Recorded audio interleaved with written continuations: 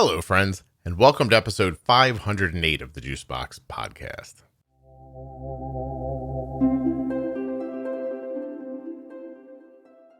On today's show, Lucas is our guest, and today, by the way, is an After Dark episode of the podcast, so you know what that means. Usually it's a topic that you may possibly find triggering somehow.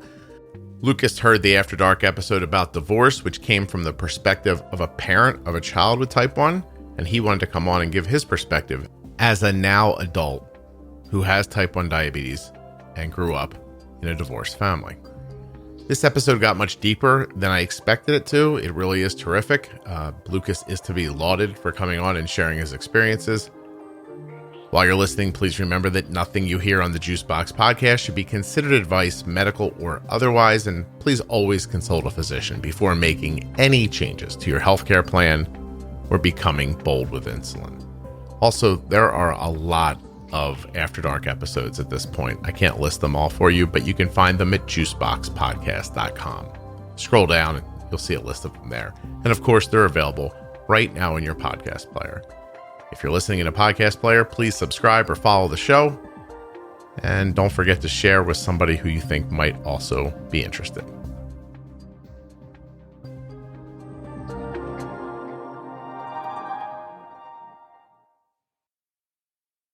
This show is sponsored today by the glucagon that my daughter carries, Gvoke HypoPen. Find out more at gvokeglucagon.com/juicebox. The episode is also sponsored by the Contour Next One blood glucose meter. The easiest to carry, easiest to use, best accuracy blood glucose meter that I've ever had. Wow, none of that was English. Geez, sorry, Contour. You have such a great meter. I should have done a better job. The Contour Next One blood glucose meter is accurate. It's easy to use at night. It has a bright light and easy to read screen. It's super carryable. Is carryable a word? Fits in your pocket or your bag so well. And those test strips allow second chance testing, which I'll tell you more about during the ad.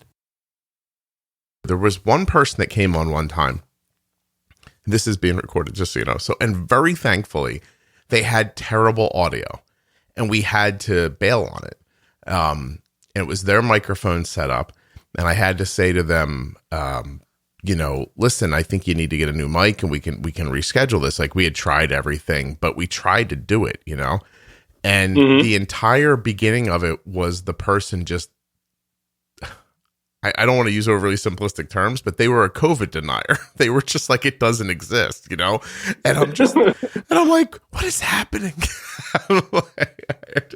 I mean, I don't know. I don't understand what's happening. I can tell you, if you want to tell me that you don't think it's as much one way as it is another way, you think it's been politicized. I mean, I could have a lot of meaningful conversations around a lot of things, but they were just like, it's not real. I was like, I'm pretty sure it is. Anyway. Well, good news. I took my meds last night, so I'm not crazy. And I've had COVID twice, so I know it's real. You've had COVID twice? Oh, wow. Okay. Well, we'll get into it. Hold on a second. My name's Lucas. You can call me Luke if you want. I've had type 1 for just under 24 years. Wow. How old are you, Luke? 20. I'll be 28 next month. Hey, got in the game early. Yeah, 4 years old. Yeah. Wow. Jeez. Before school even. Yeah, I was in some preschool thing in Colorado. It was like one of those half-day deals where you go, and hang out with kids and color. Yeah, beat each other with like notebooks or whatever. Yeah, they're just trying to figure out if you're gonna flip when you go to kindergarten. Well, what's interesting is do you have any children yourself? I do not. All right. So here's my perspective on preschool. I think it's just really competitive parenting run completely amok and turned into a business. You know what I mean? Like, I always feel like it's just people were like, I wonder if my kid showed up on first day one of kindergarten and already knew their ABCs. They'd be ahead. And then they'd probably be a patent attorney and make a bunch of money one day. Yeah, I always think it's like it's like the first person who got their kid like private pitching lessons ruined it for everybody. Like, until then, it was a bunch of 11-year-olds just trying to get around the plate, and then all of a sudden one guy's like, I can dial this in a little more. And then it forces people to continue to up their game and up their game. Either that or it's daycare and they just want to get rid of their kids. I'm not certain which it is. I'm sure there are other reasonable reasons about people having jobs and stuff like that, which aren't as funny and I'm ignoring. But funny story. My name's Lucas because my mom wanted to name me Luke, but my great grandma said that Dr. Luke Preston didn't sound as good as Dr. Lucas. And tell everybody what medicine do you practice now, Luke? I work in the oil field. Oh, your grandmother missed a little bit, did she? Yeah. Just graduated high school, never went to college. So yeah, she missed that one. Just I don't know, a couple yards outside. But you were oddly an A student in biology? Actually, science was one of my better classes in high school. There you go. Oddly enough. She could sniff it out right there in the hospital. She's like, this kid knows what a cell is. I can tell. Yeah. Well, and being a diabetic for so long, it probably gave me a little up on some other kids. Makes you a little interested, right? And some of the words at least make sense. So you're vibing along. So listen, your episode has more of a purpose than some of them do. I wish I probably shouldn't admit that out loud while people are listening, but most of the time, fine. Yeah, most of the times I'm just like, hey, this person seems interesting, and we'll find our way through it. But I think you've got a lot of specific stuff, so I'm gonna maybe dig in a little quicker than normal. So you sent an email that really got my attention, I thought. Do you want to just tell me about it? See, I think I messaged you on Facebook first, but yeah, the email. I first started listening about a year ago, and one of the first episodes I listened to was about divorced parents of a type 1 child. Mm-hmm. And as a child with type 1 who had divorced parents, first thought was, well, I wonder if they got the other side of this. Yeah. So I asked you, and you didn't have anything, and we just kind of started talking, and so that's how we ended up here. Yeah, I'm super interested, and I love your idea of flipping it around and trying to look at the other side of it. Real quickly, are you getting alerts on your phone that are vibrating? Yeah, I moved it. Yeah, or just stick it under your leg or something like that. You can. Yeah, sorry, it was my work phone. Oh. I'm supposed to be off, but for some reason they're still bugging me. Yeah, it's not okay. Your job right now, Luke, is to be on the podcast. Let's just what I mean. Let's focus. This money that you pay your bills with, it's not important for the next hour. So, well, if I do good enough here, maybe I'll start my own podcast like you. I would like to say to everybody listening, please do not start podcasts. I mean, this one's fine. You don't need your own. I'll tell you what, honestly, go ahead and start a podcast. There's so much work, you will give up very quickly. The first time you're like, only 12 people downloaded my podcast and I put a week's worth of effort into it. Your brain goes, maybe this isn't a good use of my time. I think that must be what happens to most of them because there are so many, but it's not important. But I think there's millions of podcasts. Most of them are not active. So I think it happens to a lot of people. For sure. And they're all just like shut out of accounting. You know what? It's like, you ever see like that house in your neighborhood's half painted? You imagine actually, I have one in my neighborhood right now. See, I just imagine like some guy got up on a Saturday morning. He's like, I'm going to repaint the house. He's just like, he gets halfway down the side. He's like, oh, so much work. Just stops. Yeah. Terrible. I grew up my entire life, grew up with friends. There was a stack of siding next to their house. Excuse me. I hate this springtime. Always like an in-between thing. Hold on a second. Excuse me. Stack of siding next to their house. And their dad was like, I'm going to side the house. Well, I mean, 15 years later, you think to yourself, I don't think he's going to do this, That long, huh? Oh my God. I'm not lying. Like, I'm sure he lived his whole life and it's still there. It just, when someone else bought the house, they got a stack of siding for free. Yeah, it was like buying a car that had extra wheels. They're like, hey, I got some winter and summer tires you can have. It's like, hey, you can have this house and it's all this siding if you want it. It literally sat there for 15 years that I was aware of, and I'm sure it's still there. Anyway. Bonus. No, it's not a bonus. That should be an indication to you that this house was not well taken care of and you should run away. So your parents So when you're diagnosed, your parents are married? No. Okay. So, ironically, I spent the first, I'd say 21-ish years of my life thinking I was the cause of their divorce. Really? They separated in July of 97. When you were how old? I was 4. I just turned 4 that May. Oh, I'm seeing what you're saying. Go ahead. Yeah. So, and then in September of 97, I was diagnosed. So you just figured you got diabetes and that split your parents up. Right. So that's what happened in my mind. Right. I guess my little brain didn't understand that they had separated before, or I just don't remember it that way. So I kind of carried that guilt for, like I said, 20 some years. Did you ever, well, I mean, I'm assuming you didn't voice it or someone would have addressed it, right? Right. Yeah. I didn't bring it up to my mom until 2013 when I got engaged myself. And I was talking to her about, my concerns after their failed marriage, and like never really grew up around married people or anything, and told her how, I was like, man, I feel like and the reason you guys got divorced, and she, had to set me straight. But how did she take that? She laughed. My mom and I have a weird relationship. So she laughed. Go ahead. She laughed not at you, like, "Oh, you're a fool." She laughed because she remembers your dad, and she was like, "No, that's not why." Is that? Yeah, exactly. So yeah, it was. She laughed, and then she, explained everything, like how it happened and why it happened, and all that fun stuff. Was that of any comfort to you? Yes and no. Because like I still have these, I guess you'd call them false memories about them fighting over stuff that I could have swore was because of my, being a diabetic and stuff that I was doing wrong, or whatever parents deal with when they have a newly diagnosed child. I'm sure that's stressful. Dude, it's really stressful. But yeah, I can't imagine. Yeah, I never had a moment where I thought there was any blame for my daughter.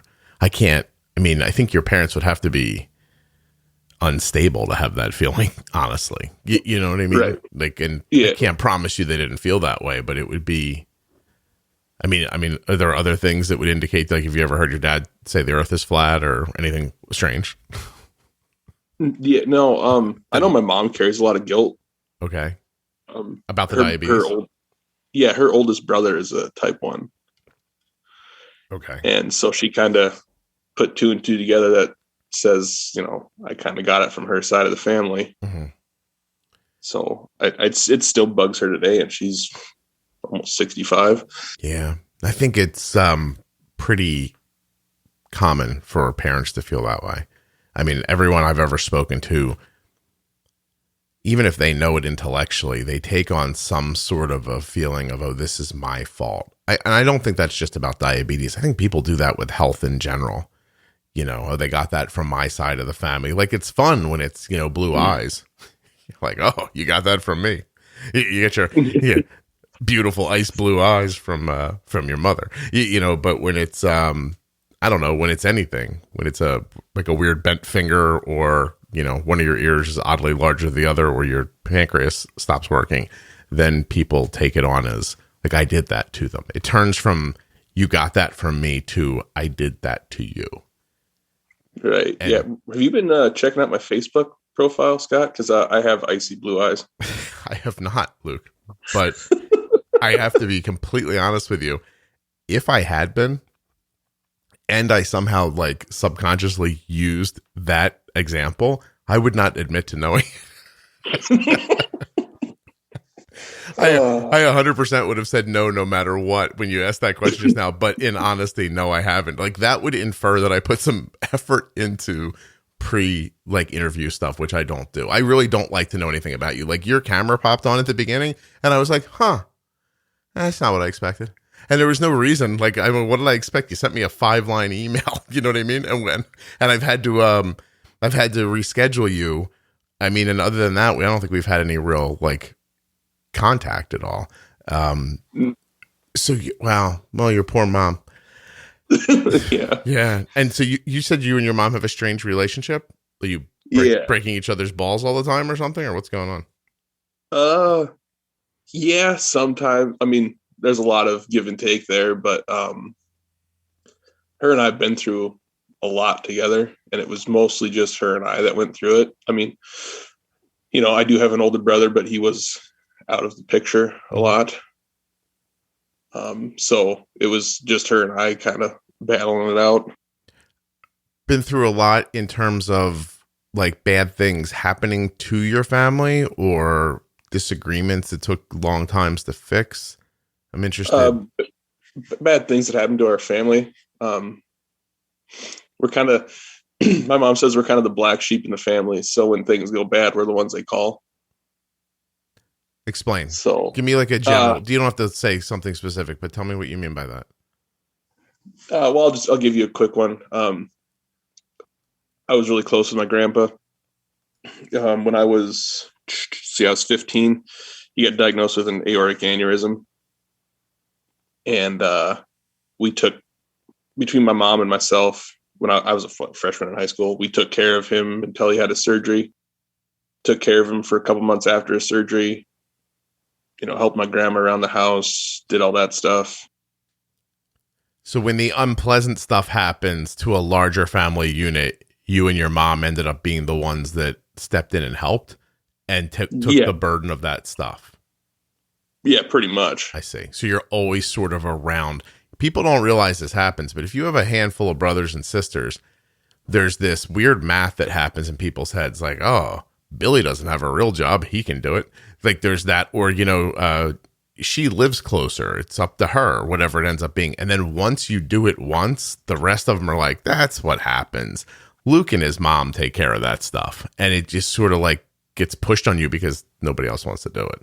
And it sucks. 100%. Yeah. 100%. Yeah. And then once you really understand what it's like for people who are struggling and need help, it's very difficult to just walk away from them. But that's time and effort and energy and money that gets taken away from your life. Is that about right? Yeah. Yeah. That sucks. Well, then the other people in your family suck. That's all.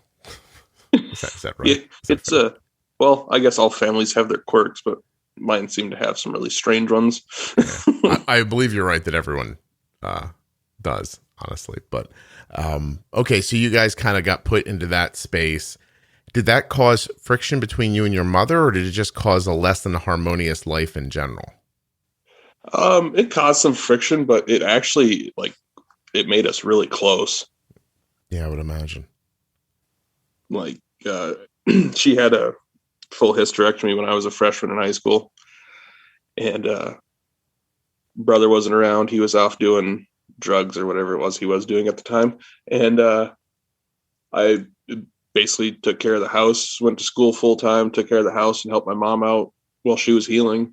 And after that, she became less of like a really strict parent and more of like kind of just like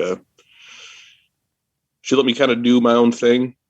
Okay. She basically had two rules. I have to be home before she gets up, and if I go to jail, I don't call her. So it went from a list of like laundry list of rules to those two.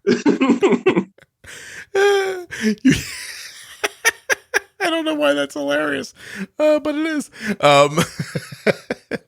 Don't call me if you go to jail, and just don't stay out so late that I know it happened, and it makes me feel terrible. Yeah.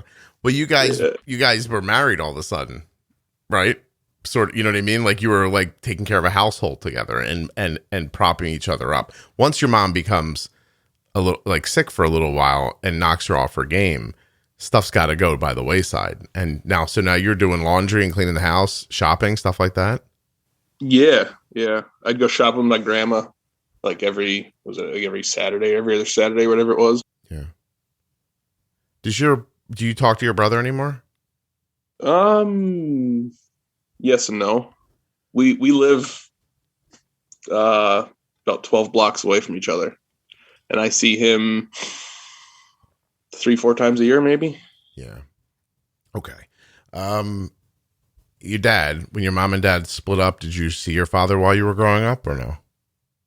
Yeah. So, the weekend before I was diagnosed, we went to visit his dad in the nursing home in the town in Colorado where he was at. Mm-hmm. And, my dad realized something was wrong because I couldn't make it like 20 minutes without going to the bathroom.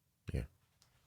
Like it was like a 2-hour drive back to Denver where we were living, and it took us like 4 because I just like couldn't stop going, right? Mm-hmm. And so he told my mom that Sunday when she picked us up, she took me to our family doctor thinking I had a UTI, which looking back on it, my mom's like, I knew better. I just didn't want to believe it. Okay. She took my blood sugar. I think it was like 390, 400, something like that. How did your mom know to take your blood sugar? Because she knew from her brother? No, she took me to the doctor. And that's the first thing the doctor did when she walked in was check my blood sugar. Oh, okay. I'm sorry. I got confused for a second. I was wondering how your mom knew that it wasn't a UTI. Well, no, my mom thought she was like, it's just a UTI. Oh, I see. But she said in the back of her mind, she knew better. She just didn't want to believe it. Okay. So anyways, to my blood sugar, doctor writes down the address to the Barbara Davis Center and said, you need to take Luke here, and any questions, call, whatever. And my mom called my father. Well, she called my uncle, my dad's brother, and said, told him what was going on. Luke has type 1. We're going to the Barbara Davis Center. Can you please get a hold of his dad? Mm-hmm. And so he did. And my dad's like, oh, well, it doesn't sound that important or whatever. He's like, I'll go tomorrow. Wait, where was your father? Was he on the moon? He was working. Okay. I don't know. He's probably half hour from the Barbara Davis Center. So on that day of your diagnosis, about how long is it until your parents separate from that day? It was almost 3 months prior to that. Okay. So they had been separated for 3 months. Now your mom's calling with a medical thing, and he's like, yeah, I'll come when I come. It's probably got nothing to... Well, listen, here's where it gets dicey, right? So, Luke, you probably know from listening, my parents were divorced.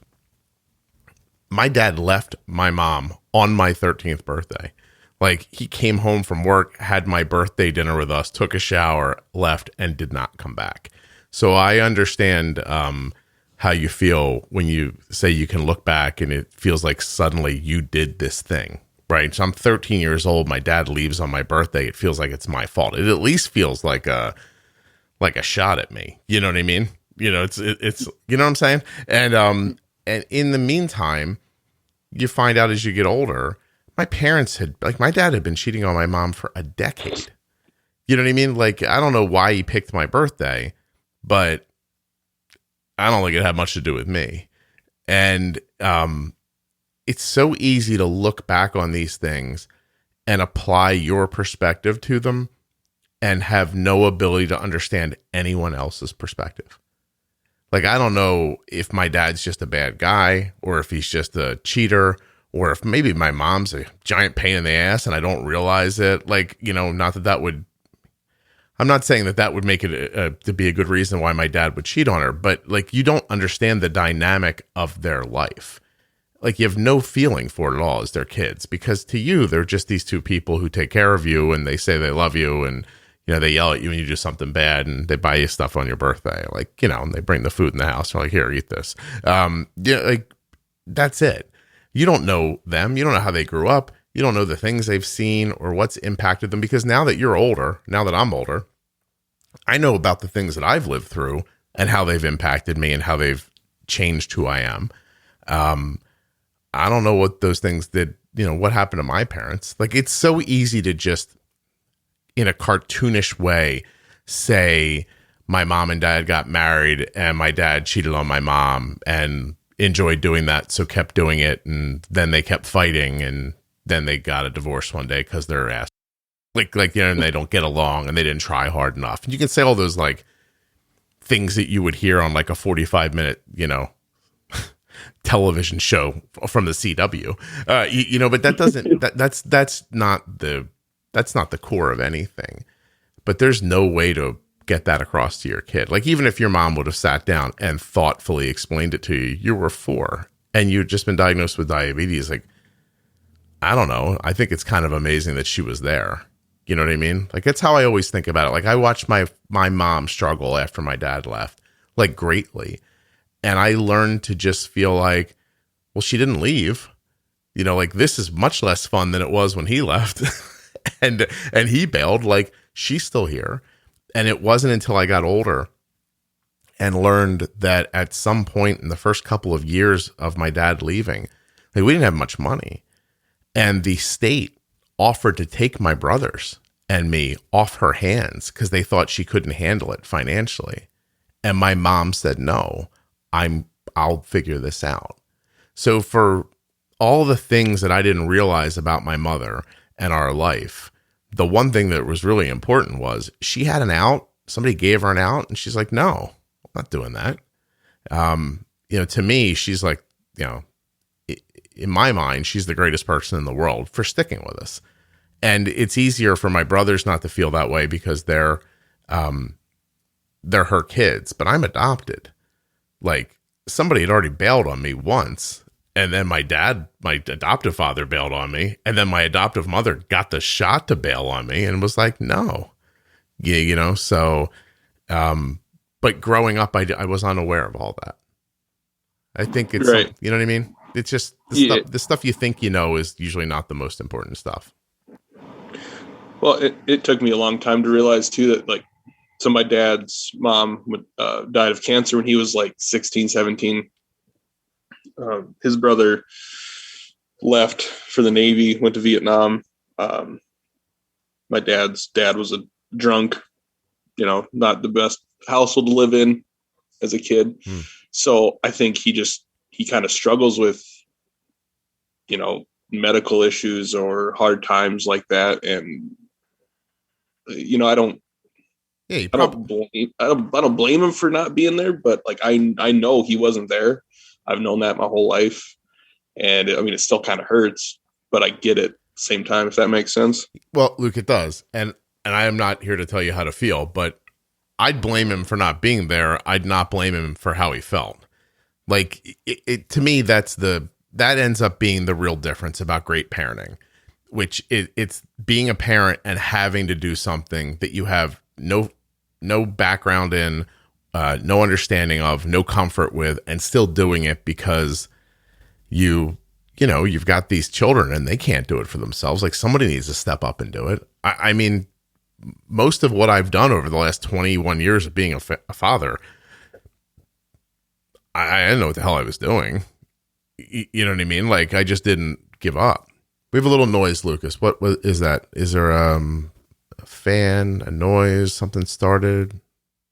Might be my furnace. It's like 30 degrees outside. All right. Well, we're going to let you stay warm. Okay. But it's snowing right now. So Luke, there have been people who have sat in rooms without the air conditioner on when it's hot. So, I mean, this is this moment. If you want to struggle for the podcast, you can. I definitely can. No, it's okay. I just got to go upstairs and turn the furnace off. No, you're allowed to stay warm. It is loud, though. All right. Are you in a log cabin? What's happening? No, I'm in my basement. Oh, you're in your basement where the furnace is. Correct. So it's not even keeping. So it's probably plenty of warm where you are. Kind of. Kind of. You live on a map. Do you like that Colorado? I don't understand that at all. That's the thing you drive through and go, look how pretty this is. You don't stop. What is your problem? I don't live in Colorado anymore. Oh, no kidding. Okay. Yeah. Okay. You found a colder place? I did. I found North Dakota. I was going to say, did you have to go north for colder? I did. Yeah. There was a week this February where it didn't get above 15 below. Yeah, I would have left immediately. Yeah, I worked through it. I worked through it all. One day I got to my first location and it was 36 below without the wind chill. What do you do? Like I know you work in an oil field, but like, what is it you do there? I'm a lease operator, so I go to producing oil wells, make sure there's no leaks, make sure there's no environmental issues, check on the production and everything's working properly. And it's not okay just to have a couple of environmental issues when it's 36 below. We can't just live with that for a day or two. Nope, sure can't. Oh, look at you doing that. Thank you. Because if I got up and it was that cold, I'd be like, I don't care if you all die. I'm staying inside. I can't do that. No. Christmas, birthdays, Thanksgiving, 35 below, 106 degrees outside in the summer. Doesn't matter. You got to go. I tried to, it's funny when we were kids, I tried to scare my brother straight about high school. And I brought him to work with me on a weekend. I worked in a sheet metal shop, and it was just a horrible place to work as far as cleanliness and heat and cold and that kind of stuff. And I made him stay with me a whole Saturday and help me. And it was in the summer, and it was just like you said, 105 degrees in there. You've got a box fan pointed at you. That's the only thing saving your life. And I said to him, "There's no in between. It's either this hot or it becomes freezing in here. There's no air conditioning, and the heat is just enough so that the pipes don't break. They're not let's toast you up for the wintertime." I was I basically work outside with a roof over my head, and it's, which some days could be worse, honestly, because there's no air moving. But it did not work. He picked similar work. He's very happy at it. He likes it, but my plan didn't go as planned, I guess. I'm sorry. So we got way away from that, but your father did not come to the, by the way, how do you remember all this at 4? I don't know. I think I have a memory of an elephant because I remember some weird things, man. Are you sure they're real memories? Yeah. Okay. Before I did this, I sat down with my mom and I was like, this is what I remember. How much of it's real? And she's like, well, this is real. This is real. This isn't. This is. Then you got it. Then you're also, memory's a funny thing, isn't it? I wonder how important it is or isn't, if any of it's real. Maybe the most important thing is just how you feel about it.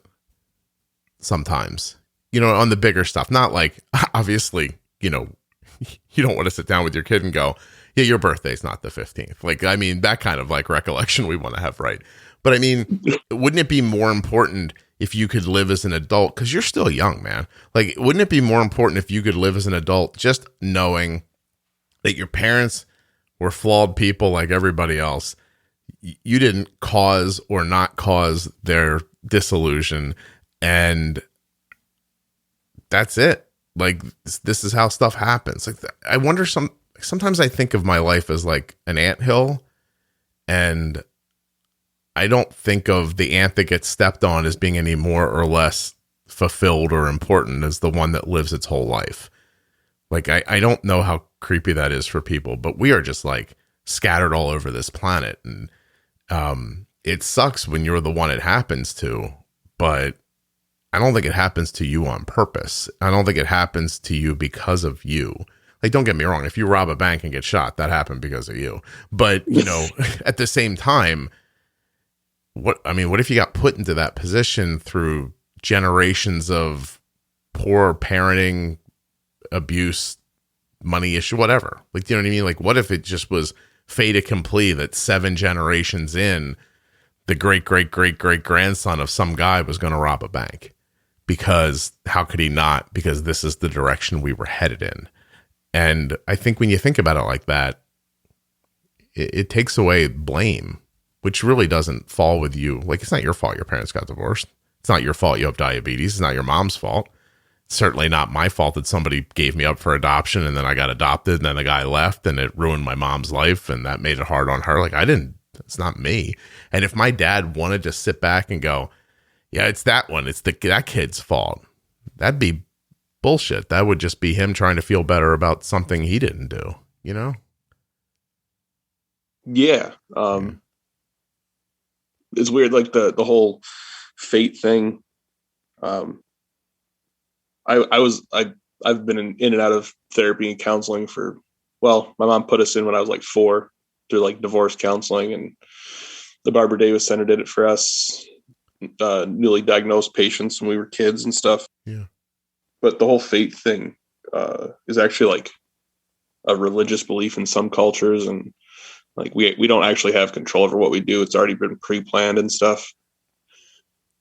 And I kind of agree with you, like that maybe there's just like we were chosen for certain things. Like I was chosen to have this because I could handle it, or Arden got it because she had you as a father, and now look what you're doing for 2 million people. I think you had downloads last month or something like that. We got some downloads going. It's happening now. Yeah. We hit some the other day. I don't know. I mean, I hear what you're saying, and I also think you can reverse engineer that idea quite simply, right? Like it, and so it doesn't matter. It doesn't matter if you get diabetes because you can quote unquote handle it if you're coming at it from that sort of more religious bend, or if you come at it from the idea of, hey, it was kind of lucky that Arden got diabetes because of all the stuff that happened to Scott. He was more ready for it.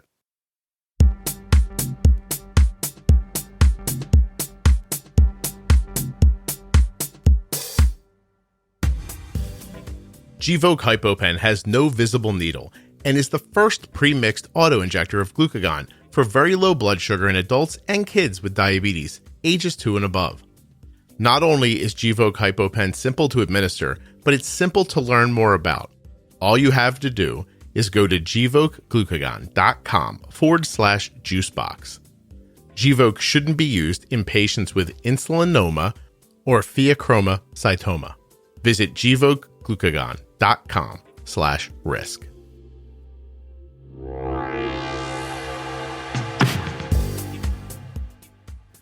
All right, let me do a better job for the Contour Next One blood glucose meter than I did in the opening. The Contour Next One blood glucose meter is legit. It is accurate. It is easy to use, easy to read, and easy to see when it's dark. That's all what really, I think, what you need, but I'll give you a little more. Fits well in your hand, meaning you don't fumble with it. It isn't hard to hold on to, but yet it fits well in your bag or your pocket. The test strips are made so that you can get some blood on them, but not enough. Like if you make a mistake, or the drop's not big enough, which you don't need much blood with a Contour Next One, but sometimes you hit it and you're like, oh, that wasn't enough. You go back. When you do that with the Contour Next One blood glucose meter, it does not affect the accuracy of the test. And the accuracy is stunningly good. This is, in fact, the most accurate blood glucose meter I've ever used for my daughter.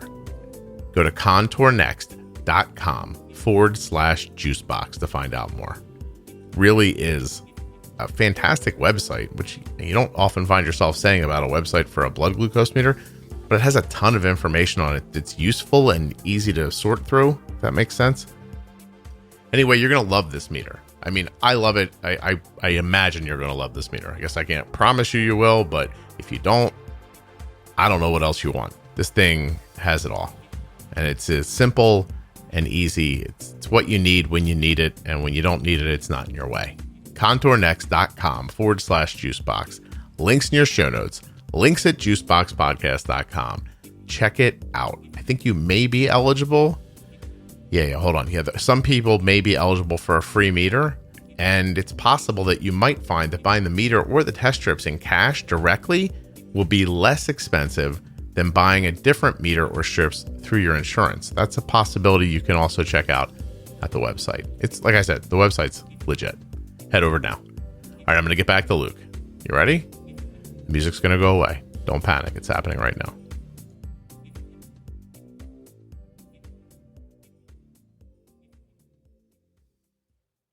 But it's not like everything in my life is like that. Like we're not like I'm not a superhero. You know what I mean? Like I'm not walking around with a cape blowing behind me and everything's going perfectly. I happen to be really good at this one thing. I'm bad at other stuff. Like there's other stuff I'm not prepared for. I'm married. Like it's not easy to be married for anybody. Anybody who tells you it's easy to be married is lying to themselves or really newly married. Like one or the other. It's difficult. And it becomes different as time goes past. And you have to adjust your expectations as it moves forward. Your marriage when you're in your 50s is not going to be like it was when you were in your mid 20s. Like, you don't run around the house being like, wow, we should have sex again. It doesn't work that way when you're like, 60-year-old people are not right now going, you know what we got to do right now? Let's disappear into the bushes here at this car park. It's not like, I mean, I'm sure somebody's doing it, but mostly that's not what's going on. Like, at some point you say to yourself, here's a person I've been with for 3 decades. And this morning they did something really irritating, but I remember being there when we got past this hump, or when we had our kids, or when we had money trouble. Like, they were there for me when this happened. I was there for them. I want to see this through to the end. Like, as odd as it sounds to me, a win in my life is my wife and I really old somewhere, like bitching at each other until we die. Like to me, I'll feel like, wow, we did it. You know what I mean? Like we hung in. Like, that's how it seems to me. Like, not that there's something to hang in through, but you can't sit around when you're 50 or 45 dreaming of a life of when you were 23 and trying to recreate it all the time, because then you just kind of miss the other stuff. And then you just had lived one big party for a number of decades. Like, I don't know, like, I guess, I mean, that's fine if that's what you want to do. It's just, for me, it's not like that. And so with parenting, I think similarly, I'm trying to constantly adjust for what my kids need. And you're always behind because their needs change, and then you rush to catch up. If you're lucky, you can get ahead of it sometimes and be ready. But you also, sometimes you plan to get ahead of it and you just mess it up, and they zig and you zagged and you miss each other. I don't think personally that Arden has diabetes because I would be good at handling it, and because it ends up helping a lot of other people. I think that something bad happened, and I kept adjusting to try to make it better for her. And then at some point I thought, I wonder if I couldn't share this with other people. And, so I just kind of kept adjusting. I had all this information. It seemed weird to just give it to just her. So I'll give it to other people. And I wrote a blog. And then I started talking to people on the phone to try to help them. And then one day I thought, I bet you people would benefit from hearing these phone calls. And so then I started recording them. And, but then I met Jenny, and I was like, oh, you know what we should do from here? We should do this. And I don't know, to me, that's it. Like, I just kind of try to keep growing with the information that I have around me, doing the best I can with it. And I don't expect to be happy all the time. And I think that's important too. I don't expect that every day is supposed to be like a big party. I don't know. Maybe I'm making a mistake. Maybe every day, maybe I should be drunk and high and running around and having sex in the weeds. I don't know. Maybe I'm wrong. You know what I mean? But this is how it's, but it's comfortable to me like this, probably because of how I grew up. Very specifically, I was aware that I was adopted. And then my dad left my mom. I saw the impact it had on my mother. I would never want to make a woman feel that way. So I couldn't live with myself if I did that to my wife. And I don't know. And I grew up broke, so I don't expect great things. Like, when great things happen, I'm like, oh my God, can you imagine? It's so amazing. And then when you feel amazed by little things happening, then you're not always waiting to win the Super Bowl to be happy. You know what I mean? Like I made a steak the other day and it came out really well. And I've been talking about it for like 3 days. I just been like, it's a guy. I don't know. A guy. Yeah, Lucas, I don't know. Like, I find happiness in simple things. I get online this morning and I see this woman named Grace, and she had diabetes for quite some time, found the podcast, and in 3 days had her first stable line of her life. And I was like, oh, that's so cool for her. And I guess somewhere underlying, I think I did that. You know what I mean? Like, she did it, but I did it too. And that's nice. Then that makes me feel good for the rest of the day. Yeah. Well, and like I was saying, like with the whole faith thing, like it all depends on just the person and what you want to believe in. Like, I've spent most of my life trying to figure out, like, why I don't trust my father. And like, looking back at he wasn't there when I was diagnosed, and like, he never really was able to take care of me. And, when we go spend weekends with him, I'd have panic attacks. And as a 5 and 6 year old, I'd have like complete meltdowns, not knowing that it was a panic attack. I just thought I was sick, and being abused by my brother and watching my mom get abused by our stepdad, like from probably like 20 years old till now. I've spent most of my life just trying to figure it all out and what it all means. Yeah. So you're kind of a thoughtful person stuck in a less than thoughtful environment sometimes. Yeah. I'm like my own worst enemy. I spend way too much time in my own head, and I just like despise myself whenever I make a mistake, even though I know I'm human. Humans aren't perfect. I still just hate that feeling of not doing the right thing, which stems from a little bit from how I was raised.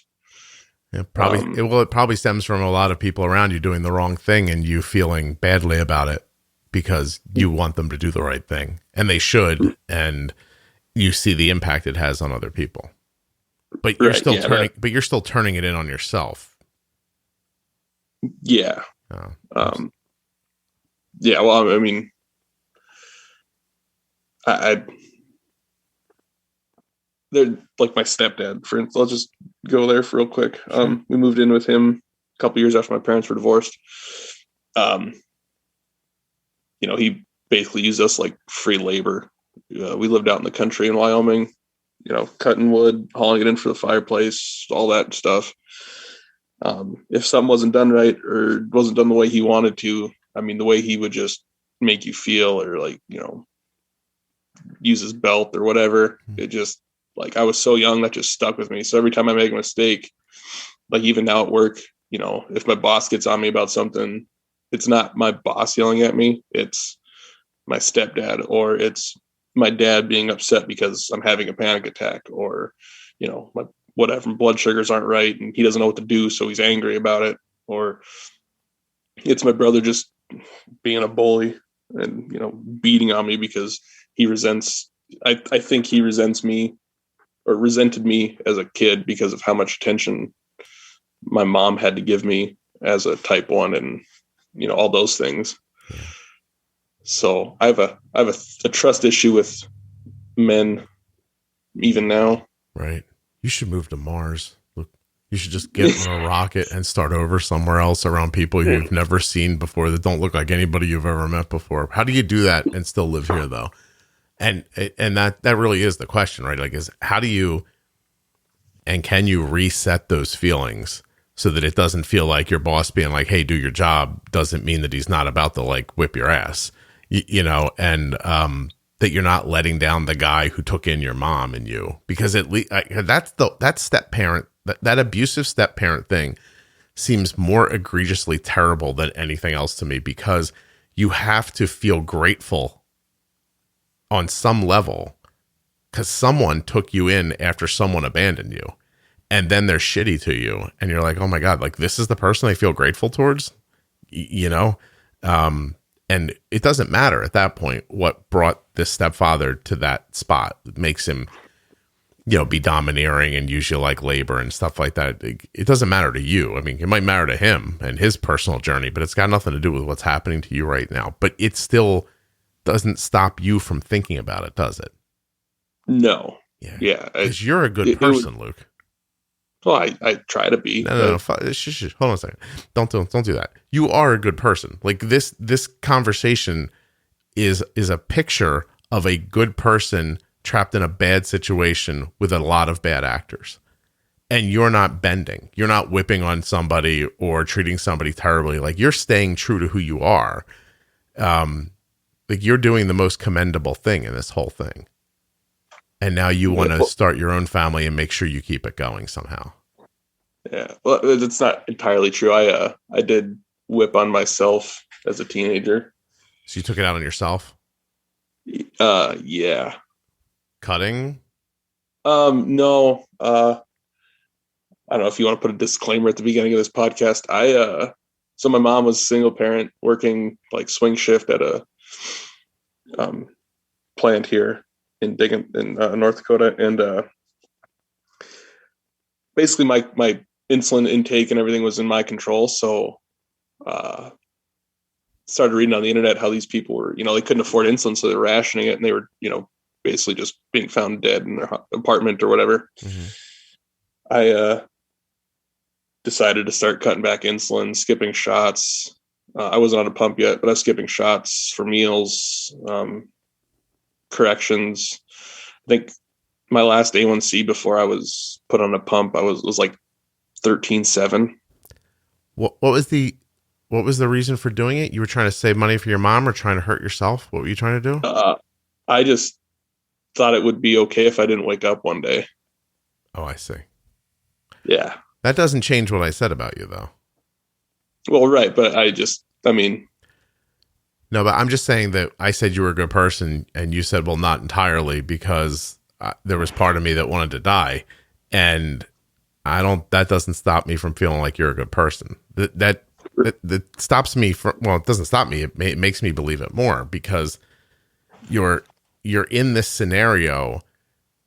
Like I said, if you've got a bunch of bad actors around you and your options are be yourself or be like them, you chose be yourself, even if you couldn't stand it. And I think that's incredibly commendable that you didn't bend and give up, even though it felt like you wanted to. And yeah, you know what I mean? Like I get what you're saying, and I'm not arguing with you about how you feel about yourself, but just know it doesn't make me see you differently. That's all. Yeah. I appreciate it. I just saying, cause you said I didn't take it out on anybody else. I mean, I did take it out on myself. It's just the point I was trying to make. Like, yeah, I hear you. How long did you feel like how long did you feel like it would be okay if you didn't wake up? It was basically about 2 years, from when I was like 13 to 15. Yeah. I just been put on a Medtronic pump and did a site change. I either I put it in a muscle or the cannula bent or something. I wasn't getting insulin. My blood sugar was just creeping up, and I just decided to go to bed that night. And I woke up, puking my guts out. I was hardcore DKA. Blood sugar was like 6. I think it topped out at like 635. Jeez. Kidneys were starting to shut down. Liver wasn't functioning properly. I was in the peds ICU for 3 days. And one of the few memories I have of that was, the doctor getting the dialysis machine ready and basically telling my mom to start making phone calls, tell people that, this might be it. And my mom was so angry at my father. I didn't know this at the time, but she told me later. She called him, tell him what was going on, and he's like, well, I guess if I don't hear anything, no news is good news. Like that was his answer. Yeah. That's he's a prick. And it sucks because I agree with you, but at the same time, like, I still love him because he's my dad. Hey, listen, man, I cried like a baby standing in a hospital room as my dad was passing away, and he was nothing but not good to me for most of my life, and I was still completely devastated when he was passing away. So, see, this is why, like, besides the type 1 help and everything, this is why I love your podcast, because I associate with some of your stories so much. Okay. And it's just like, this guy gets it. I stood there. I was like, it was such a strange thing because it happened in the middle of the night, and like that I got called by his new family to come to the hospital. So first of all, crazy fun showing up at the hospital for your father's passing in a room full of people you do not know. And, and they love him in a way that you're like, that's how I'm supposed to feel about him. You know what I mean? So that's hard to begin with. And now you're in there, and at some point they just realized, like, oh, that kid's his son. We're just people he met in his 50s. You know what I mean? Like, they actually kind of stood back a little bit, which was very nice. I have 2 brothers. My one brother lives in the Midwest, and, telling him wasn't going to help anything. But my other brother was reasonably local, and I couldn't wake him up.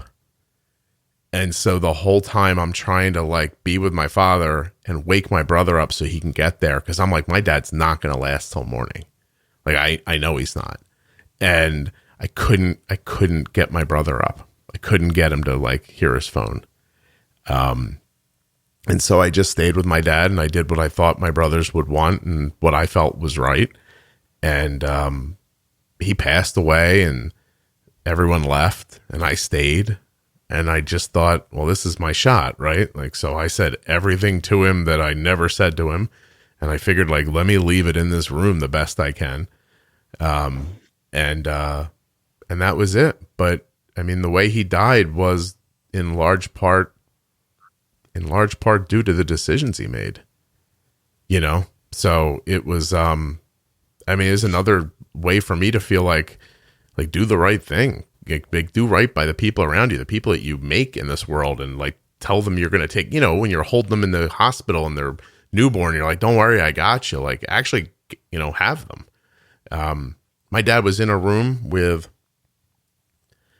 some of the children of the woman he went to after my mother and a woman who he had lived with after that woman and me. And I just thought like, this is a mess. You know what I mean? Like my mom would have been here. My brothers would be here. Like we would have been around him while he was sick. Like we loved him. Like what the hell, man?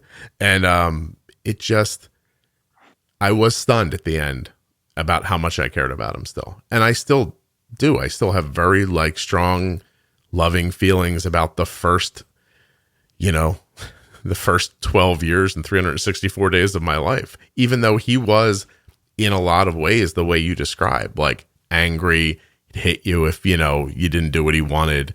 You know, he wasn't particularly, you know, 2021 loving the way you think of it now. Like I joked with some girls the other day I was recording with, and I was like, oh my God, like now I see parents like driving their kids place. Like my parents wouldn't have driven me somewhere. They would have been like, you want to go somewhere, you find a way to it. And that's the end of it. You know, we're not doing it. I've got my own life. Like it's different now. Like, so making for that in the 70s and 80s, it was different than it is now. Like there are moments where my dad was like genuinely warm to me, but they weren't for long. And they weren't frequently. It's just not how, like, he was brought up on a farm. You know what I mean? Like, it's not how it worked. I think we were just north of like livestock to him, you know, and he, but I don't know, man. Like I would feel the same way. I think you should love your dad, but you shouldn't take out everyone else's failings on yourself is all I'm saying, I guess. Yeah. No, I get you. Yeah. How are you making out now? Like, are you still in therapy? Yeah, I just started going back, last month. Okay. Trying something new, something I've never done before. So we'll see how it goes. Good luck. Yeah. I hope it works out well for you. Yeah. My therapist actually said that I have to tell her when this podcast is posted because she will be listening. So. Hey, listen, as long as she subscribes and listens to other episodes, she's more than welcome. And if she shares it with other people, don't let them hear it from your phone. Make them download it on their phone as well. Oh, 100%. We need downloads. Got to get those numbers up. Yeah. Numbers up, downloads. Let's make this happen. There you go. So she's going to listen to this. Yeah. Oh, I wish I could talk to her. How am I doing? I'm wondering. Just answer to yourself in your own head while you're listening. I'm now talking to one person. I'll tell you what, I'll find out from her and then I'll shoot you a message after this is posted. Yeah, unless she doesn't like what I said, and then just keep it to yourself. I don't need the pressure. So I'll just lie and make you feel good. No, see, now that you said that, I can't believe anything you're going to say to me. I was honest with you in the beginning, and I told you there's no way I would tell you the truth if I did notice that your eyes were blue. I guess I just did the same thing I asked you not to do. Never mind. There you go. Yeah. So you're how old now? 28? I'll be 28 next month. Yeah. Okay. And you're getting married? I was married in 2014. Oh, you've been married for quite some time. Mm-hmm. Wait a minute. 2014. Yeah. Let me do some quick math. That was 7 years ago. Yeah. You've been married for 7 years? Yeah. I've been with my wife. We started dating I asked her out or to be my girlfriend the night of her senior prom in 2010. So the first time she didn't threaten to hit you after you did something not quite right, you were like, this girl's for me. Like your bar, Yeah. Lucas's bar was probably pretty low in the. Now I'm not saying anything about your wife, but you were probably just like, you're not yelling or striking me. This seems much better. Thank you. And you guys are doing well. I think so. We both have pretty steady jobs. We bought a new build for our first home, which was pretty cool. Nice. Both have our own vehicles. The reason we had to reschedule this was because I'm going to pick up a new Harley. So, I mean, we're financially stable. We can do the things we want to do. And, marriage is probably the hardest job I've ever had. But being with Steph, it makes it fairly manageable, even, no matter what the struggles are. That's lovely. Now, do you find yourself being the kind of person who sees the things that happen in their life and says, I don't want to be like that? Or do you find yourself mimicking any of the stuff that was around you? I'm more so the guy that's not going to do, I'm not going to repeat the same mistakes other people have. Okay. It's good. When you have kids, it gets pressuring again. So be aware of that. Like it's, like right now you're in the middle of things that you can kind of control more. Like you're good at your job, you can make money with it, you can buy your things. But when you start having kids, if you should, they have their own thoughts. It's very strange. And they're not always going to agree with you, even at younger ages. And that pressure to make a perfect life for them so that they don't have the struggles that you had or your family members before you can like throw you into a situation where you just have weird reactions. So be aware of that when it happens. That, if you find yourself doing something that you think, oh my God, my father or my stepfather would have done this, like just step back for a second and figure out what made you upset. What are you worried about right then and there? Because whenever I have moments where I'm like, this is not how I want to be, it's normally because I'm scared for my kids. I usually do when I was younger, I would do the wrong things in those scenarios. Now I'm just older. Doesn't matter. No one expects anything from me. So I'm pretty good. No, I don't know if we're actually going to have children. But if that changes, I'll definitely keep that in mind. On purpose? Yes and no. Yes and no. Is this something you don't want to tell me about? No. I just not sure if we can have kids. Do you not know how it happens? Because I could explain it to you. Well, I had a class in 5th grade, and I think I'm doing it right. All right. But you just got to find the places where hair grows, basically. That's the first step. And then... So I started at the armpits, and that wasn't right. So I just kind of working my way down. For years, we weren't having any luck conceiving.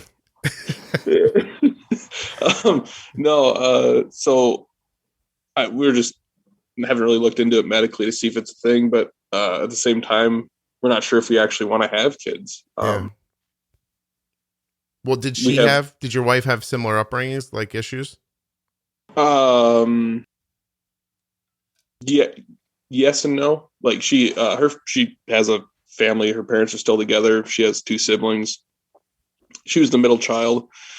But her dad is very controlling, and manipulative. Him and I do not get along whatsoever. So is it fair to say that you both are pretty concerned that you might not be great parents and therefore you don't want to put people through what you've been through? That might be part of it. Mm-hmm. This is going to probably sound terrible to a lot of people on this podcast, but my thing is I don't want to, I don't know if I could live with myself if I gave if I had a child and it ended up being a type 1, it would burden you too much. Could not imagine that. Yeah. After how I was brought up and the stuff I went through. Well, Luke, I think understanding your limitations and staying within them sometimes is pretty commendable. So I'm not judging you. Everybody doesn't have to have kids. I don't think that's how this has to work. And if you really feel like it sounds like you feel like it would crush you, but like psychologically, not just like emotionally, right? Right. Yeah. Well, then, Like, yeah, then do the right thing. Don't make a baby and then like it gets diabetes and you just go bleh and fall apart. Now the kid's like, oh great, now I'm alone. And it's just basically your life starts over again in his body or her body, you know? So yeah, breaking cycles is a good idea. that is my number one fear. So Yeah. Well, buy a reindeer or something. What do they call it? Caribou? That's the same thing. It has to be fed and taken care of. It'll get sick. You have to help it. It'll be very similar, to be perfectly honest. yeah, I guess I could do caribou, or I could get, like, I don't know, like a mule deer or something. That'd be nice. I mean, listen, I guarantee you right now, if I showed you 8 seconds of Arden being angry at me yesterday, you'd be like, yeah, I don't need kids. Wouldn't think twice about it again. Yeah. Listen, do what makes sense. Like that's what I was talking about earlier. Just, take the information around you and make good decisions with it, move forward and continue to reassess. Maybe one day you'll think you want kids and maybe one day you won't. I mean, whatever. It doesn't, what are you going to do? Like, my dad. Yeah, right. Well, yeah. I'm young yet. I mean, my parents weren't, what were they? They were in their mid 30s when they started having kids. Yeah. So you got married when you were 12, basically. So, yeah, I mean, 21, but yeah, I mean, if you're dyslexic, it was 12. Listen, that's how old my wife was when we got married. And allow me to tell you, huge mistake. We didn't know what the hell we were doing. I think it's just random sometimes that it even worked out this well for us. Because we didn't have a lot of good information. Yeah, if you would have asked me at 16 how old I was going to be when I got married, I would have never said anything younger than 25. Yeah, probably would have said 45. But look, after, you get this magical idea that you're going to understand the world at some point, but it doesn't happen either. I'm sorry, I cut you off. No, you're good. My pump was going off. Oh, really? Yeah. How's your blood sugar been during this? Some people say their blood sugars go up while they're interviewing. Mine's up a little bit, but I just did a site change, so. Cool. That's not my fault then. Yeah. No, you're good. So, how was this? My wife and I were talking recently about an episode that I did, and Arden says I come down after I record and I'm like full of energy for a while.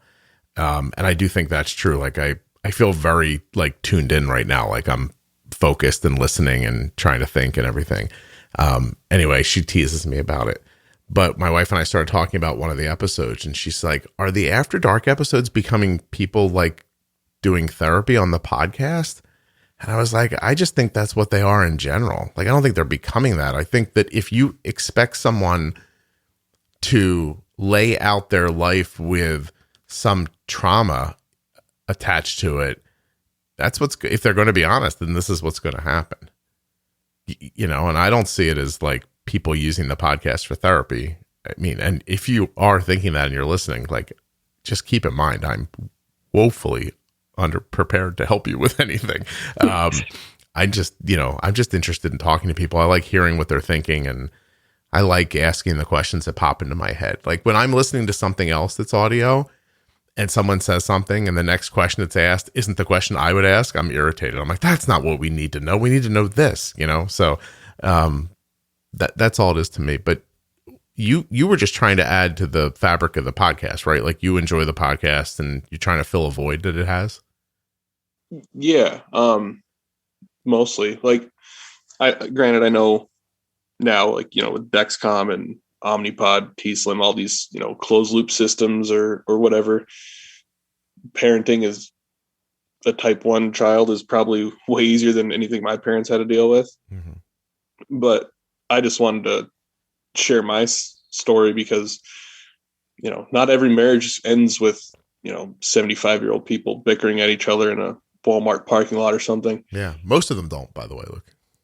Right. Yeah, so yeah. I just thought maybe, if I share my side of the story, for anybody listening to the podcast that is divorced or going through a divorce, they'll see just kind of how their actions do affect their children, and maybe it'll help them keep their kids from doing some of the stupid things I did and making, feeling the way I felt.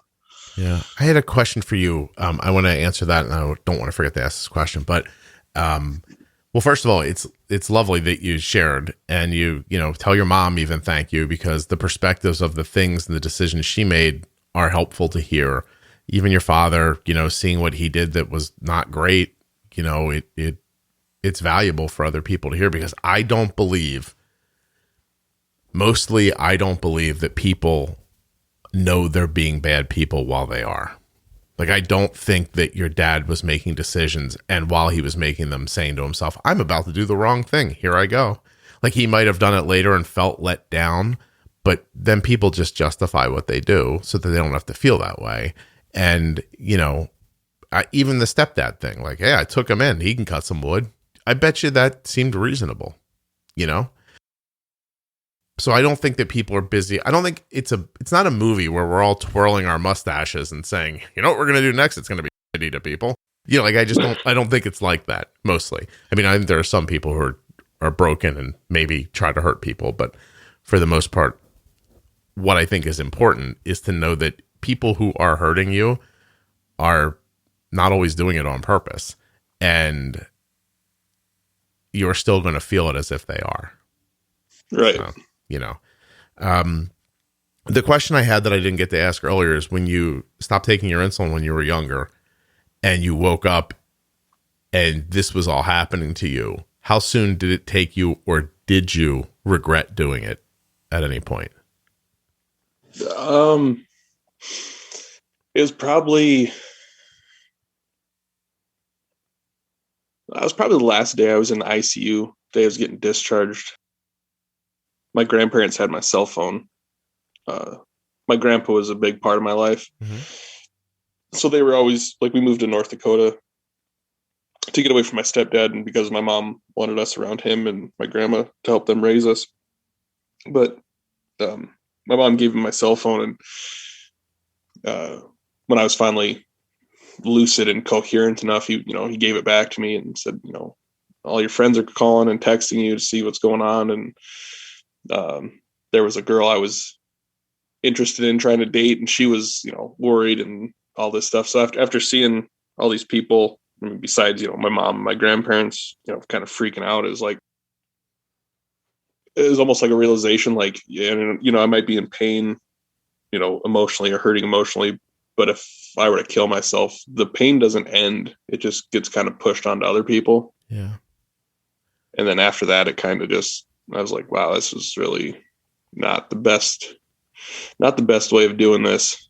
You just made me think that there's a certain amount of pain in the world, and if we can distribute it evenly amongst the people, then you shoulder the bits that are yours to shoulder, that makes it bearable.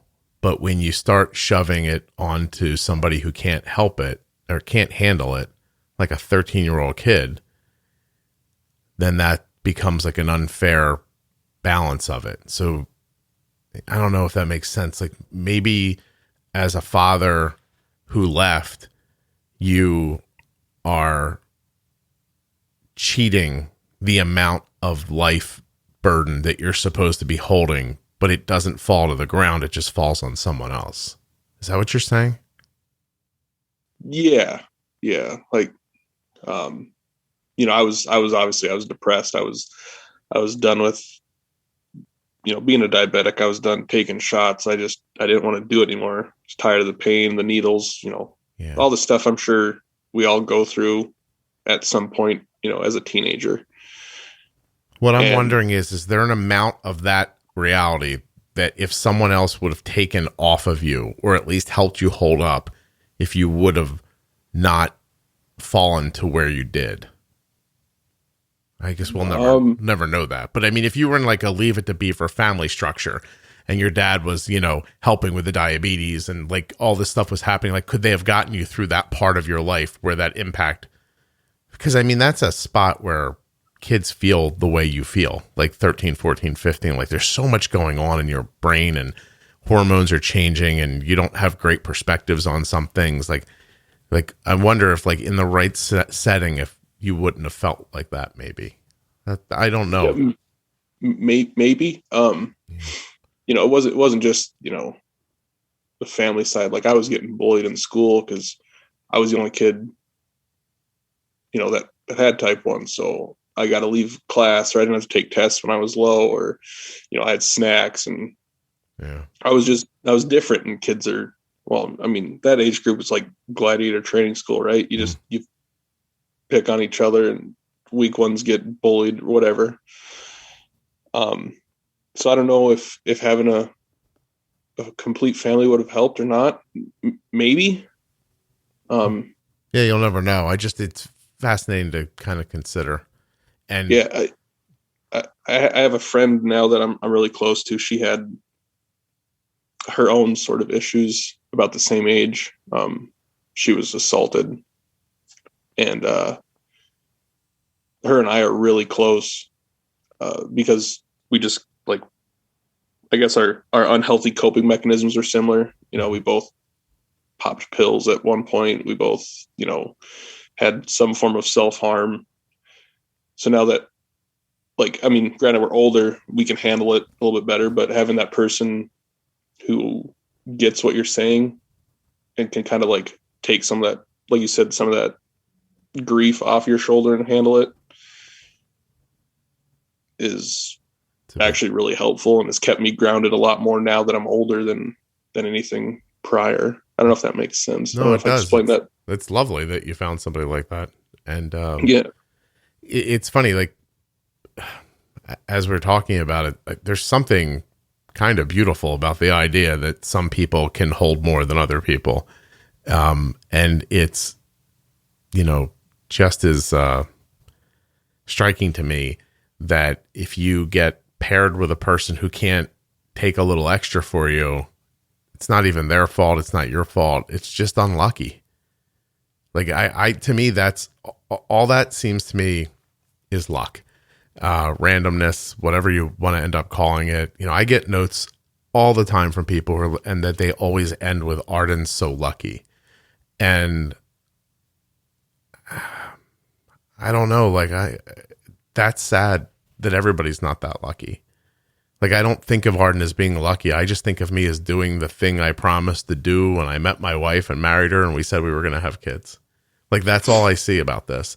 But I guess when so many times people don't stand up and take on the responsibilities that they say they're going to, I guess maybe it does make it lucky when someone does.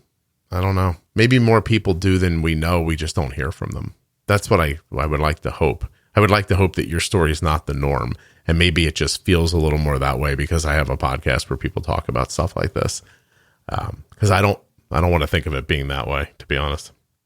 Well, I like Arden, in my opinion, is lucky because in my eyes, you went like an extra step.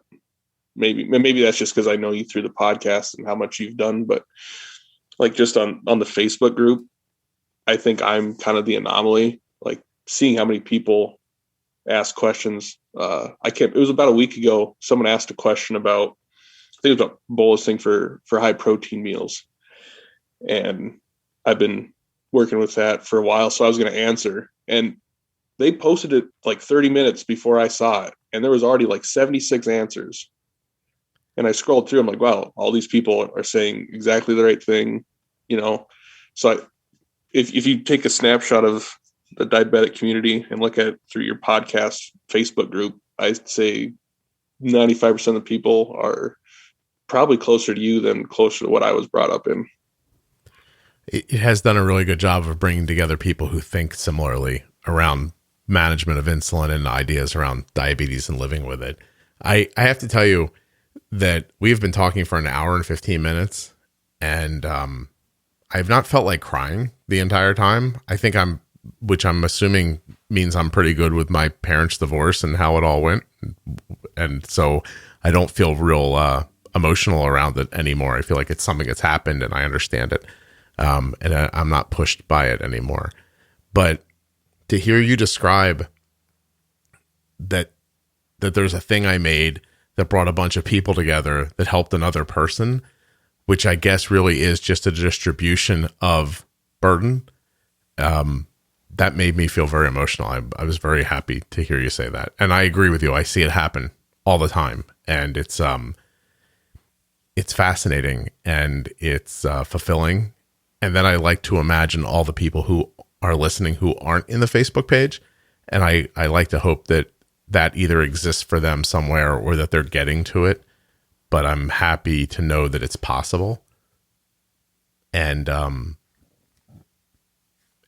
I used to think that it was my responsibility to get everybody listening to that spot, but I don't feel that responsible anymore. Now I just feel like that the podcast shows them the way, that it exists and that it's real, and that if they can find a way to follow it, it's there for them and they can get that information. So I've found a way not to feel burdened by that either, because there were a couple of years during the podcast where everyone listening's health felt like my responsibility, and I knew that wasn't right. So I had to figure that out. And you guys all coming together in that Facebook group actually was a big part of helping me feel better, because it didn't feel like it was just up to me to answer people's questions anymore. So it's been a really great thing. I agree. Yeah. It's almost like you're the captain of the ship, and then, that group's kind of just your crew, we step up and help you out. I appreciate you saying that. That's really nice. I think of a similar way. Like captain's not what would have popped into my head. It's interesting that it popped into yours because you're in a landlocked state, but nevertheless, I think it's almost like a good coach to me. Like, when you're, I don't know if you've ever played a sport, but you can get coached by people who are just there and they're nice people. But every once in a while you get somebody who sets a tone, and the responsibility for the players is to meet the tone. It feels like, the best way I can explain it is that, when my son was younger, before it was common for kids to be very good at tracking fly balls in the outfield, he was incredibly good at it. And I asked him one time, like, just wondering, like, people who don't play baseball don't know, but this tiny little white thing jumps up in the sky in a split second, and in 2 or 2.5 seconds is going to travel 300 or 400 feet and then be on you. Like, how do you get to the spot where it's going to come down? Like, how do you see it? How do you follow it? How do you run, and still know where the ball is? And my son would say that he, more than anything, didn't want to let the coach down. And so there was something about this one specific coach, because he was coached by a number of people, but there was something about this one specific guy that when the ball went up in the air, my son was like, I'm going to catch it for him, and I think that whatever that man did to make my son feel that way was magical. And he did in this very small way, he laid the groundwork for him. And so I just think of the podcast as me saying, like, here's the way it could actually happen. And now, for reasons that I can't completely wrap my head around, there are plenty of people listening who are like, yeah, okay, Scott, I'm going to go catch the ball for you. And I just think it's terrific. It's really great. I can't believe that it's helping so many people. And we don't usually talk about it this seriously. Usually by now I joke about it. And yeah, it's not to talk about other podcasts on your show, but I listened to one that does sports movie breakdowns, and called the brick wall test. Like, would you, after, like, if you've seen the movie Miracle, Herb Brooks give that speech for the Russia game. Mm-hmm. You want to run through a brick wall just for that guy, just, because of what he did for you, you want to pay him back. And you definitely passed the brick wall test, for me anyways. Thank you. That's really nice. Yeah. That'll help me later today when my family thinks I'm an idiot and yells at me for something. And life is real. Life's not very real when I'm on this microphone. It's very segmented and focused. So I always think of it as, there's probably some like really great athlete or, famous person who just brings their kid a dinner, and the kid's like, oh, it's not what I asked for. And they're not like, they don't go, hey, 3-time Oscar winning man. This isn't what I asked for. It's just like, this idiot always messes up my dinner. So it's really nice. My wife and I were talking about something about this maybe a month ago, and she said, don't worry, I'll keep you grounded. And I said, yeah, don't worry. I know you will. So, yeah. I think there's a sensor on her phone, and if she feels me happy, she's like, "Uh-oh, look at this guy, a little too happy." I'll fix that.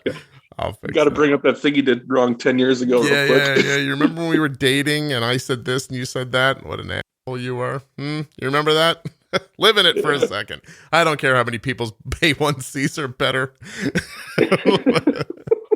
You failed me when I was 23. Remember when you lied and said I looked bad in that dress?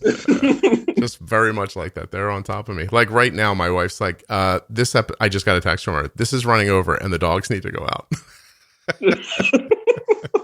God, I'm sorry. I'm getting you in trouble. Luke. Oh, now she's like, don't worry. He laid back down. This reminds me, long time ago, it's not apples to apples, but Jim Carrey did this interview on the Stern Show after he got divorced, and he said he would come home from a movie set, and then his wife wanted him to take out the trash, and it rubbed him the wrong way. I'm pretty sure it was Jim Carrey, and it just like he couldn't reconcile it anymore. He was so like famous that he's just like, why is somebody talking to me like this? Like, I don't have to take the trash out. Like, he had that whole like thing. I don't ever want to feel that way. I don't, for clarity, but I don't ever want to. Like, that always made me sad that he had slipped down some rabbit hole that he couldn't find his way back out of again, and that just simple things didn't seem like they fell to him anymore. Like, I like this part of having a family. Like, I like being responsible, and I like helping people. It sounds like you have a bit of a caregiver's mentality as well. You just don't seem like you have any place to point it at the moment, but you want people around you to be well. It sounds like. Yeah, it's my like. I enjoy making people feel good. You know, it's always been easier for me to help other people feel better than myself. And I've kind of just clung to that my whole life. Well, listen, it's obvious why. If you've been listening for the last hour, it's obvious why, but it should be obvious to anybody. Like, people are stopping you from being happy, but you see somebody who can be made happier, and then you're not going to then later hit them with a belt or scream at them. Like, you can be their conduit to that feeling. And then it makes you feel good. It probably also, on some level, makes you wonder why somebody can't treat you that way.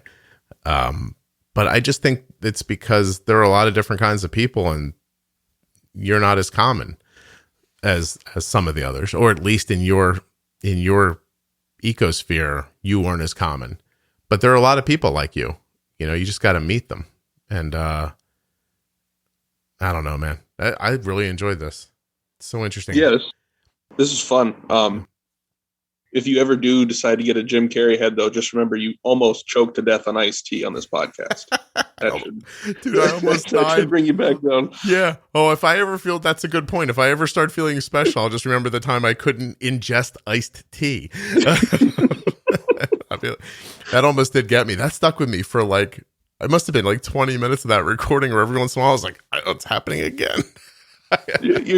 And the guest, like, she was so sweet and concerned, and all I was doing in my pickup driving home from work is I was just laughing so hard. And I was like, man, I'm a terrible person, but this is hilarious. Well, I'm glad you were happy. I couldn't, it really did. It just got way down in the back. It hit me right in the back of the throat. And I was like, oh, and then I just couldn't shake it. My eyes were watering. It was terrible. Well, we've all been there. It just, you don't get to record it. What made it so funny is yours was recorded. Like, you could have edited it all out, but you didn't. I don't see any reason. Editing is really a pain in the ass, and I don't like doing it very much. I edit the show for sound more than anything. I like people to have like a nice, clean sound experience. That makes sense. Yeah. So some people breathe heavy, smack their lips. There's all kinds of little things I think that people do that while you're having the conversation, you don't notice, but when you're listening to it, it can be distracting. So, that's pretty much what I edit for. I don't think I've ever, well, not ever, but very infrequently do I take content out of the podcast. I like the Well, you'll have to let me know, besides my furnace, how bad my audio is. Oh, your audio is terrific, except for the furnace. And it's actually enough in the background that I think it'll add to it. I think people will be like, Perfect. Oh, Luke's freezing his ass off in the basement to be part of the podcast. I appreciate that. I really do. Yeah. So much so, there's one woman that always sticks in my head that she had to go out to her car during the summer in the Northeast, And by the time we got all the noises going, she was in a sealed car that wasn't running. And it was like a sauna, but she did it. It was a really good episode. And I was like stunned because I wouldn't have done that. If you said to me, close the car doors and sweat your ass off in the heat to be on my podcast, I'd be like, no, I'm not doing that. So I was always really grateful for her. And in my mind, you're in the, in my mind, you're like in a, like there's a furnace behind you, like out of the horror movies that looks, the grate on the front looks like teeth, and it's lighting up and coming down and lighting up and coming down. That's how I've been thinking about it the whole hour we've been talking. I've been aware of it. I'm sure it's nothing. Well, I won't ruin that image for you. Yeah. You're really just surrounded by a bunch of Christmas decorations. Well, not a whole lot of Christmas decorations. I got a deer mount and some hockey flags, and that's about it. Yeah. All right, well, let's go with my picture instead. Mine was better. Yeah, that's way better. Yeah, Luke, I didn't ask you. Like, let's just finish up with how's your management right now? Has the podcast been valuable for you that way, or is it more of a community thing for you? A little bit of both. I'm not going to lie to you. I don't listen to every podcast. What? Yeah, I know. There's certain ones that just don't, like, I can't take anything from it. Sure. You know, but I can't remember which one I listened to last. It's been a while, but you were talking about, adjusting basal and cutting back your bolus. Mm-hmm. Because you'd bolus, dip, and then you'd get high again. Well, I was kind of fighting that with how weird our weather's been. It's gone from like 70 to 30 and snowing in 4 days. So that's been helping me out. But my last A1C was 5.9. That's great. Good for you. And then before that was a 5.3. That's excellent, man. You're doing great. That's so cool. Yeah. Yeah. I listen to audio. Like, I enjoy audio a lot. So, there are things that pop up in my player for shows that I listen to that I'm just like, I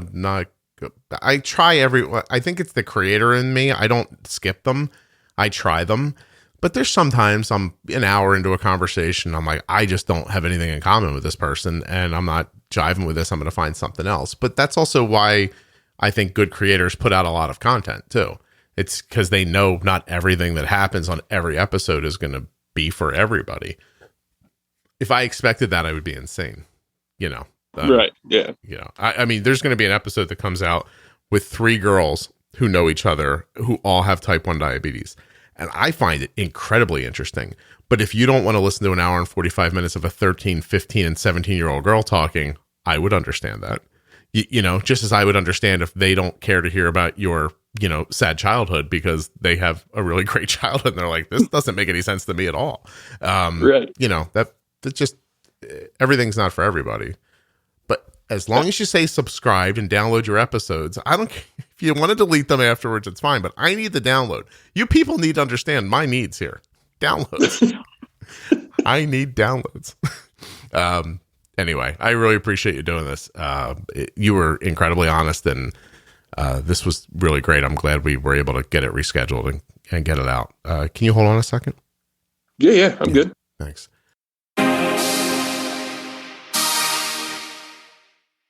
A huge thank you to one of today's sponsors, Gvoke Glucagon. Find out more about Gvoke HypoPen at gvokeglucagon.com/juicebox.